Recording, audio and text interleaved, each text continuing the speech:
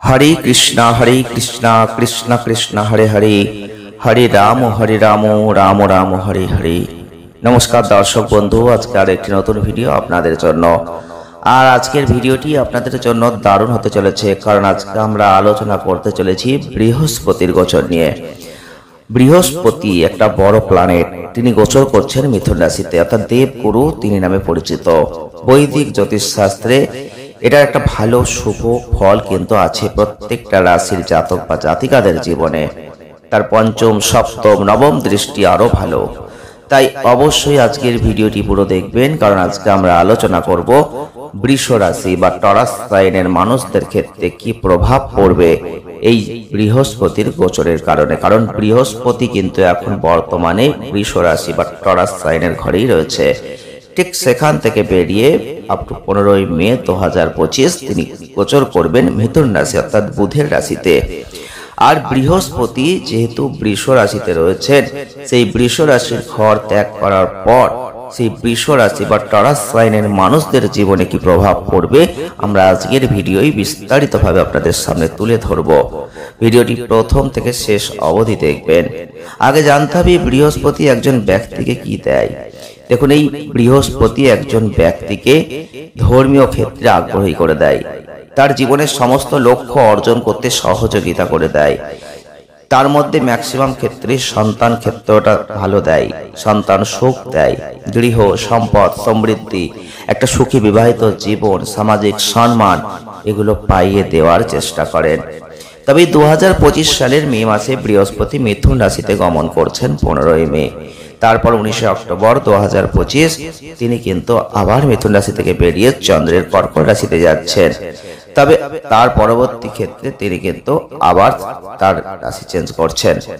সুতরাং এই 2025 সালে বৃহস্পতি বৃষ রাশি থেকে প্রথমে মিথুন রাশিতে যাচ্ছেন, মিথুন রাশি থেকে কর্কট রাশিতে যাচ্ছেন, তারপর কর্কট রাশি থেকে আবার মিথুন রাশিতে বিপরীতমুখী ভাবে গমন করছেন।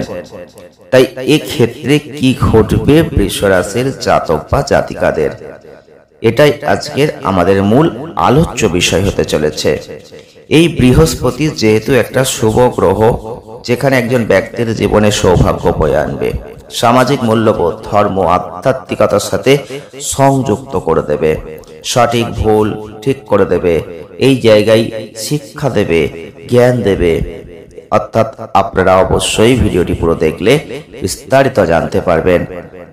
চলে আসবো বৃষ রাশি বা টরাস সাইনের মানুষদের জীবনে এই বৃহস্পতির গোচর আপনাদের কি ফল দিতে পারে। বৃহস্পতিকে বৃষ রাশির অষ্টম এবং একাদশ ঘরের অধিপতি হিসেবে ধরা হয়। তিনি মিথুন রাশিতে গোচর করছেন, এটা আপনাদের রাশিচক্রের ঠিক দ্বিতীয় ঘরে হচ্ছে। এই বৃহস্পতির গোচরের প্রভাব যে কারণে আপনার জীবনে একটা তীব্রতার জায়গা নিয়ে আসবে কথাবার্তার ক্ষেত্রে। মানুষজন আপনার কথার প্রতি গভীর মনোযোগ দেবে। আপনি এমন জ্ঞান দিয়ে কথা বলতে পারবেন যে কথা মানুষজন শুনতে পছন্দ করবেন, কিন্তু কিছু মানুষের জন্য সেটা আবার খারাপও হবে। কিছু ক্ষেত্রে দেখবেন মানুষজন আপনার পরামর্শ নিতে চাইবেন, পারিবারিক জীবনে সুখ তৃপ্তি এগুলো দেখতে পাবেন। যদি অর্থ সঞ্চয় করতে খুব একটা পারবেন না, একটু অসুবিধা তৈরি করবে। তবে আপনি আপনার উপার্জনের একটা অংশ সঞ্চয় করার জন্য রাখতেই পারেন।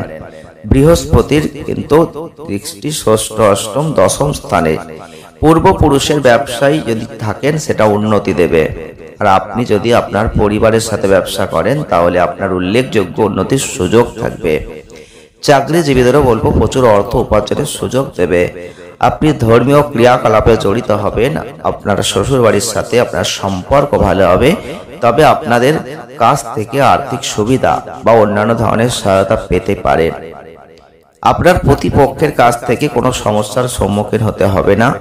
এই অক্টোবরে কর্কট রাশিতে বৃহস্পতির যে গোচর হবে আপনার তৃতীয় ঘরে সেটা প্রভাব ফেলবে। তখন ধর্মীয় ভ্রমণের সুযোগ তৈরি করবে। পরিবারের সদস্যদের কাছ থেকে সমর্থন ভালোবাসা দেখতে পাবেন। কর্মক্ষেত্রে পরিস্থিতি ঠিক থাকবে, কিন্তু 4 ডিসেম্বর বৃহস্পতি যখন আবার মিথুন রাশিতে প্রতিগামী অবস্থায় যাবেন তখন বাক সমস্যা আপনাকে কর্মক্ষেত্রে ব্যর্থ করে দেবে।